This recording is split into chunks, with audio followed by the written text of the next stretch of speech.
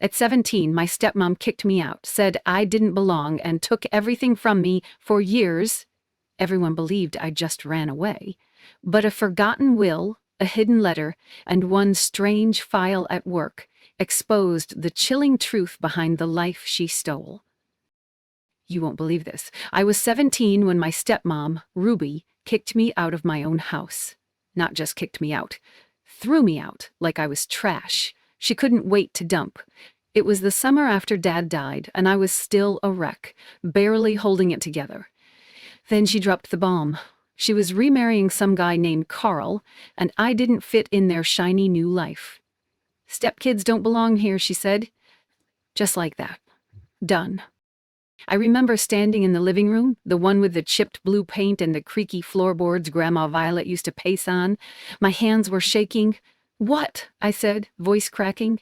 Ruby didn't even look at me, just kept folding a sweater, all calm and cold. "You heard me, Izzy. Pack your stuff. Carl's moving in tomorrow." Carl, this smarmy real estate guy with slick hair and a fake smile, stood there smirking, leaning against the doorway like he already owned the place. "Come on, kid," he said. "Let's not make this messy." My dad was barely cold in the ground, and they were shoving me out of the only home I'd ever known. The house Grandma Violet left me, I thought back then, wasn't theirs to take. But I didn't know that yet. All I knew was Ruby's eyes, sharp and mean, and the way she pointed at a garbage bag like I was some stray dog. "Take what you can carry," she said. That's I wanted to scream, cry, punch something, but I didn't. I just stood there, numb, while my whole world fell apart. How do you even process that? Your own stepmom, the woman who'd made me pancakes when I was 10, who'd hugged me at Dad's funeral, looking at me like I was nothing. "You've got an hour," she snapped. Carl chuckled. I grabbed what I could, my clothes, a couple of books, Grandma's old silver necklace with the tiny heart pendant. It was all I had left of her. Of anyone, really. I stuffed it all in that stupid black bag, my hands shaking so bad I could barely zip it. Ruby didn't even say goodbye. She just turned away, muttering about starting fresh. Carl clapped me on the shoulder as I stumbled out. "Good luck, kid," like it was a joke. The screen door slammed behind me.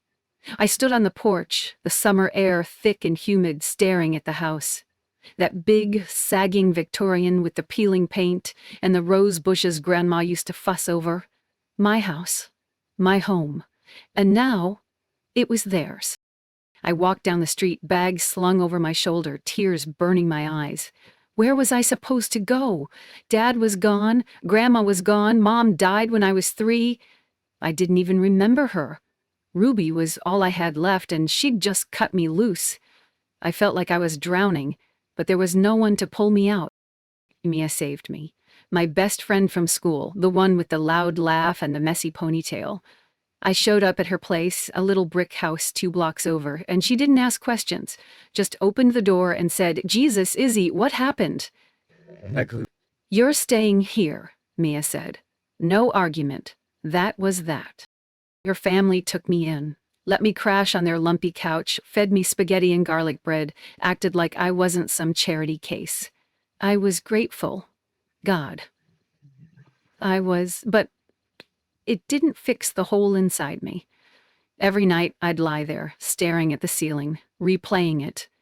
Ruby's voice. Carl's smirk. The way the house looked as I walked away. How could she do that? How could anyone? But there was this one thing keeping me going. A letter I'd gotten a month before. A scholarship to SUNY Albany. Full ride.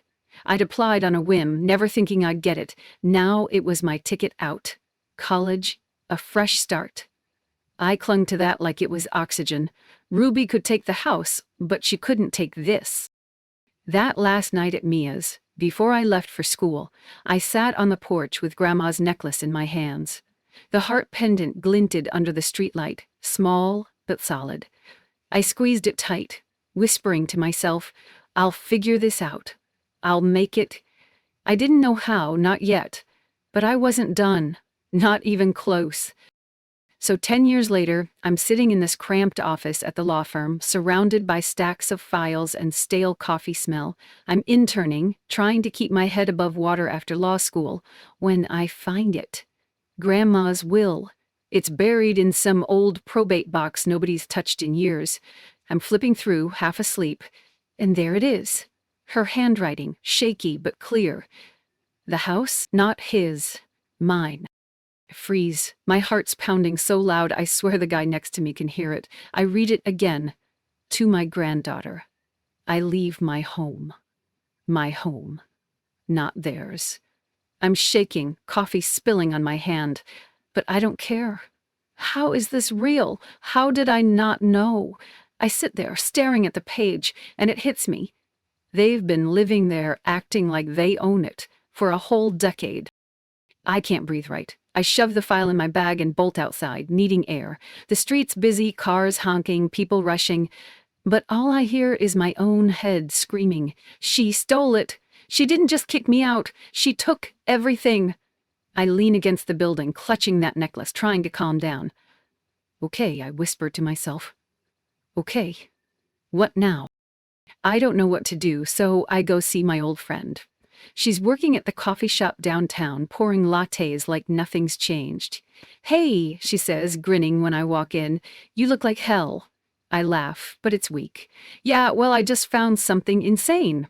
She slides me a coffee, black, no sugar, just how I like it. I tell her. The will, the house, how they've been there all this time. Her eyes go wide. "No way! She told everyone you bailed, said you didn't want anything to do with the place." I choke on my coffee. "What?" She nods, wiping the counter like it's no big deal. "Yeah, said you ran off after high school. People believed her. I mean, you were gone, so—" I'm reeling. Ran off? Me? The girl who begged to stay? I grip the mug so hard my knuckles turn white. "She lied," I say, voice low. "She lied to everyone." My friend shrugs, then digs in her apron. "Hold on. I've got something for you." She pulls out an envelope, yellowed, creased, with my name on it in Grandma's scrawl. "Found it in my attic last year. Forgot."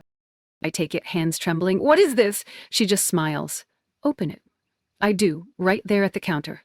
It's a letter, short, messy, but it's her. "Izzy," it starts. "If you're reading this, I'm gone. The house is yours. Don't let anyone take it. Fight for it. I love you." My throat closes up. I can't speak. I just stare at those words, feeling her voice in my head. "You knew," I finally say, hoarse. "She knew they'd try something." My friend nods. "Sounds like her. What are you gonna do?" I don't answer right away. I'm too busy trying not to cry. Fight for it? I've barely fought for anything since that day. I've just survived. Law school, sure, but that was running on fumes. This is different. I sit there, sipping cold coffee, turning it over in my mind. They've been lying. Not just to me, to everyone. The town thinks I'm the flake who ditched her family, when really, they ditched me. I picture her in that house, folding her sweaters, him smirking by the door, my house, my home. And they've been playing house like it's theirs. I'm mad now, not just mad, furious. It's bubbling up, hot and sharp, and I can't shove it down. "I need to know more," I say, mostly to myself. My friend raises an eyebrow. "Like what?" I don't have a plan yet, but I'm already thinking. Like how they pulled this off. There's gotta be something, papers, records, something dirty. She grins. "That's the Izzy I remember. Go get 'em." I smirk back, but inside, I'm a mess. I want to believe I can do this, but part of me's still that kid with the garbage bag, scared and alone. I fold the letter, tuck it in my pocket with the will. "Thanks," I say, standing up, "for the coffee. And this." She waves me off. Don't let her win. I walk out, the letter burning a hole in my pocket. I'm not sure what's next, but I know one thing. I'm not letting this go. Not anymore. They think they got away with it. They think I'm gone for good. But I've got Grandma's words now. And I've got the truth. That's enough to start with, right?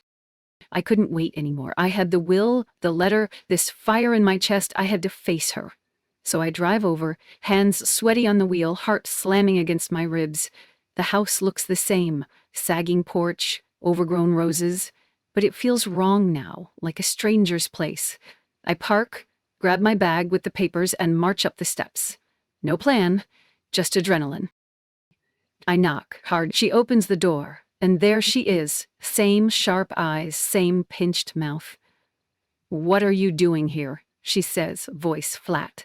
No hello, no surprise, just annoyance. I hold up the will, shaking it a little. We need to talk. She squints, then steps back, arms crossed. Fine, come in. Inside, it's a punch to the gut. The living room's different. New couch, ugly curtains. But it's still my house. I can feel Grandma here, even under their junk.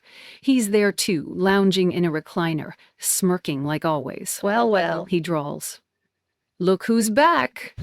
I ignore him, focus on her. "You lied. This house is mine. Grandma left it to me."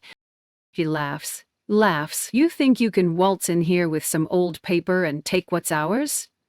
I'm boiling, but I keep it together. "It's not yours. It's legal. I've got proof." He stands up, sauntering over, and pulls out a stack of papers from a drawer. "We've got proof too, kid. Deeds in our name. You're too late." I glance at it. Fancy letterheads, signatures, dates. My stomach drops. "That's fake," I say, but my voice wavers. She smirks. "Prove it." "You're nothing here. Never were." I snap. "Nothing? You kicked me out. You stole my home." My voice cracks, loud and raw. She rolls her eyes. "Oh, spare me the drama. You left." I'm yelling now. "Left? You threw me out with a garbage bag. I was a kid." He steps closer, too close, and leans in. "Keep shouting, and I'll call the cops. Trespassing's a crime." I'm shaking, fury, fear, all of it, but I don't back down. "Do it. I'll show them the will. We'll see who's trespassing." She snatches the will from my hand, skims it, then tosses it on the table. "This? Worthless. You've got no case." I lunge for it, but he blocks me, grinning. "Easy, kid. Don't make this worse." "Worse?" I'm losing it. "You're thieves," I spit. "Both of you." She just shrugs. "Do what you want. Now get out." I don't want to leave. Every inch of me wants to fight, to tear those fake papers apart. But they're a wall, calm, smug, untouchable. I grab the will, stuff it back in my bag, and storm out. The door slams behind me, and I'm on the porch again, chest heaving. What just happened? I came in strong, and now I'm running? It gets worse. Next day, I'm grabbing coffee when my friend pulls me aside. "People are talking," she whispers. "She's saying you showed up demanding money, called you a leech." I stare at her. "What?" She nods, grim. "Yeah, said you're trying to scam them. It's all over town." I feel sick. "A leech? Me?" I walk outside, and it's like everyone's staring. Old neighbors, the guy from the hardware store, they're looking at me funny, whispering. I hear it later at the diner. She abandoned them. Now she's back for cash. My head's spinning. They're twisting it all, making me the villain. I want to scream the truth, but who'd believe me? I've been gone too long. I'm crumbling. I go back to the office, hide in the bathroom, and let it out quiet, choked sobs. Did I really think I could win this? They've got the house, the story, everything. I'm just some nobody with a piece of paper. I splash water on my face, trying to pull it together, when my boss finds me. She's all business, no nonsense. "What's wrong?" I spill it, the fight, the lies, the town turning on me. She listens, arms crossed, then sighs. "You're smarter than this. Stop crying. Start thinking." I blink at her. "Thinking what?" She taps my bag where the will's stuffed. "That's your weapon. Use it. They're bluffing. Those papers? Probably garbage. Fight smarter, not louder." I wipe my eyes, nodding slow. She's right. I've been swinging wild, letting them get in my head, but It's real. Grandma's words are real. I'm not done. Not yet. I take a deep breath, feeling the anger settle into something sharper, something I can use. Okay, I say, mostly to myself. Okay, I'll figure this out. I'm done breaking. That bathroom meltdown, last time. I take my boss's words and run with them. Fight smarter. So I dig hard. Nights at the office, coffee going cold, files everywhere. I'm not yelling anymore. I'm building something. A case, something they can't laugh off. First, I check his papers. That deed he waved around, sketchy as hell. Dates don't line up, signatures look off. I pull records, county clerk's office, online databases, anything I can get my hands on. Turns out he's been flipping properties with shady deals for years. Liens, foreclosures, complaints. Find gold. A notary who remembers them. She's retired now, but I track her down at her little house outside town. "Oh, I remember," she says, sipping tea. "He was pushy, wanted me to backdate it." I didn't. But they got someone else. Bingo! Fraud. I've got a thread now, and I'm pulling it. I keep going. Property taxes, they've been dodging them, claiming exemptions they don't qualify for. Grandma's will, filed but never executed right. They bullied their way in, banking on me being gone. I'm shaking with every page I turn, not fear this time, just rage. They thought I'd stay quiet. Big mistake. My boss helps. She's all in now, pointing me to loopholes, teaching me how to nail this. "You've got enough," she says after 3 weeks. "Take it to court." I'm nervous stomach in knots, but I nod. "Let's do it." We file. Breach of inheritance, fraud, forgery. I'm coming for them. Court day's a blur. I'm in a cheap blazer, hair pulled back, clutching my notes. They're there, her in a tacky dress, him in a suit that doesn't fit right. Lay it out. Will, records, notary statement, every dirty trick they pulled. My hands are sweaty, but I don't stop. I was 17 when they threw me out, told me I didn't belong. Then they forged papers, lied to everyone, lived in my home like it was theirs. I point at her. She knew. She did it anyway. Their lawyer's scrambling, some greasy guy who keeps objecting. But I've got proof. The judge squints at their deed, then at my stack of evidence. "This doesn't add up," he says, voice low. I see her shift in her seat. Him too. He's not smirking now. I go for the kill. "I lost everything," I say, louder. "My dad died, my grandma died, that house was all I had left of them. They took it because they could, because they thought I wouldn't fight." I pause, swallow hard. "But I'm fighting now." The room's quiet.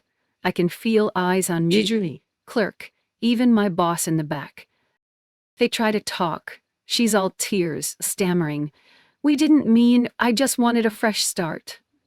He jumps in, blaming her, saying he trusted the paperwork. It's pathetic. The judge isn't buying it, neither am I.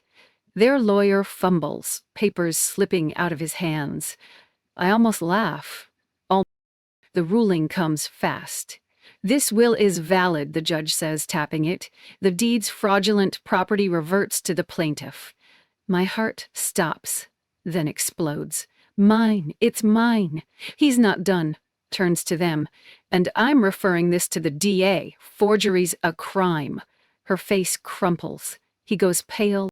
Next thing I know, deputies are there. They cuff him right there in court. "Fraud charges," one says. He's yelling, "This is a mistake," as they drag him out. She's sobbing, clutching her purse, but nobody cares. The judge bangs the gavel, and it's over. I won. I step outside, legs wobbly, air cold on my face. My boss claps me on the back. "Good job, kid." I nod, dazed. People are whispering, townsfolk who showed up, probably expecting me to lose. Now they're staring at them. The liars, the thieves. I hear someone mutter, "Serves him right." I drive back to the house that night, just to see it. Lights are off, their crap's still inside, but it's mine again. I sit on the porch, breathing it in. No more shaking, no more doubt. I did this. Me, I took it back. And they're done. Him in a cell, her humiliated. Justice? Yeah, this is what it feels like. It's mine now, really mine. I move back in 2 weeks after the ruling, hauling boxes up those creaky steps. The place is a mess. There's stuff still scattered around, half-packed, like they left in a hurry. I don't care. I'm here. That's what matters. First thing I do is rip down those ugly curtains. Sunlight hits the living room, dust floating in the air, and it feels right again. My friend shows up with coffee and a toolbox. "You're really doing this, huh?" she says, grinning. I nod, popping open a can of paint. "Yeah, gonna make it mine." We blast music, roll paint over the walls. Soft blue, like Grandma used to. Got plans. Not just fixing it up, something bigger. I turn the downstairs into a hangout spot for kids around here. Nothing fancy. Some couches, a TV, books I scrounged from thrift stores. The town's got nothing for them, and I remember being that age, meeting somewhere safe. Grandma would have liked this, I tell my friend one night, sanding an old table. She laughs. She'd be proud as hell. Her stuff's gone, his too. I hear he's still locked up fraud charges, stuck, maybe more coming. She's vanished. Someone saw her loading a car, face puffy from crying, then nothing. Nobody talks about them much anymore. The whispers shifted fast. Now it's good for you, or they had it coming, when I pass by. Funny how quick people flip. I'm not gloating though, not really. It's quieter now, no rage, no panic. Just me and this house, figuring it out. I spend nights on the porch, coffee in hand, staring at the stars. It's peaceful, but there's this ache, too. I won, sure, but it took so much to get here. Was it worth it? Yeah. One evening, my friend drags me to the coffee shop. "You need a break," she says, shoving a latte at me. We sit there, talking about nothing, old-school pranks, dumb crushes. Then she goes quiet. "You okay? Like really okay?" I sip my drink, thinking. "Getting there," I say. "It's weird. I've got the house, but I'm still, I don't know, untangling it." She nods. She's right. I'm untangling a lot, years of hurt, years of running. I start writing one night, alone in the kitchen. Not a big thing, just a letter. To me, the kid who got kicked out. "Hey," I write, "you made it. Took a while, but you're home. You fought. You won." My hand shakes a little, ink smudging, but I keep going. They don't own you anymore. I fold it up, tuck it in a drawer. It's cheesy, maybe, but it helps. Lets me breathe deeper. I'm not crying over it, not like before. This is different. Closing a door, I guess. Not slamming it, just letting it shut. The house starts filling up. Kids come by, shy at first, then loud, sprawling on the couches, with snacks I leave out. One girl, maybe 12, asks, "Why'd you do this?" I shrug. Felt right. I don't forgive her. Not yet. Maybe never. I see her face sometimes, those cold eyes that laugh, and it still stings. But I'm not carrying it like I used to. It's lighter now, less sharp. I don't need him in cuffs to sleep at night. They're gone.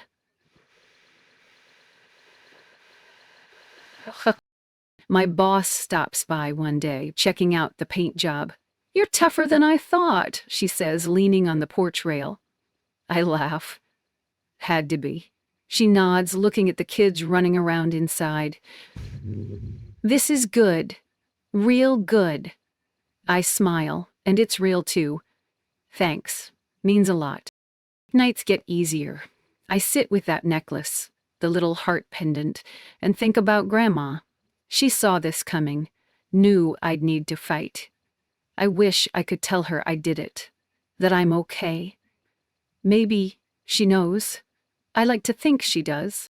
I'm not done growing, though. There's still stuff I'm figuring out. How to trust, how to let go. But I've got this place now. A home. Not just walls and a roof. A real one. I walk through it, barefoot on the old floors, and feel steady. Not perfect, but steady. Yeah, I'm here, took it back, made it mine. They're out there somewhere, probably miserable, and I'm not sorry. Life's wild, huh? You get kicked down, claw your way up, and somehow end up stronger. I didn't see that coming, but I'll take it. If this hit close to home, hit subscribe, drop a comment, and let's talk. I'm here, and I listen.